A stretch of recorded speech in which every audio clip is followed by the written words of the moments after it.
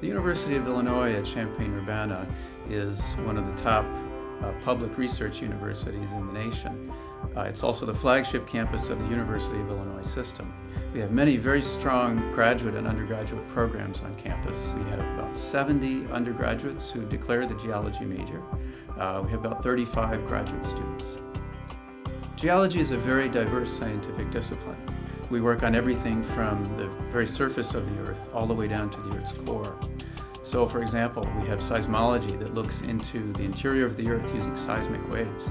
We have a lot of high-tech techniques that we use to look into the Earth and to try to understand processes that are going on inside the Earth that give us volcanoes and earthquakes and groundwater, water resources, oil and gas, and minerals.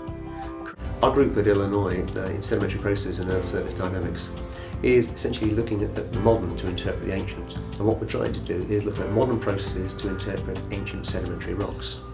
And we're doing this on a range of spatial scales, from millimeters through to many tens of kilometers, and temporal scales through from milliseconds through to tens if not hundreds of millions of years. One example of this research at the moment is looking at the dynamics of sedimentary bed forms, sand dune. Look at how they form and look at what their preserved product is.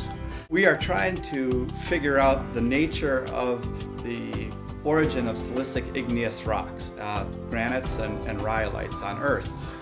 Our research is fairly unique in that we combine a high temperature, high pressure experimental laboratory with an isotopic measurements laboratory where we work on real field samples. We're working in Cordillera del Paine.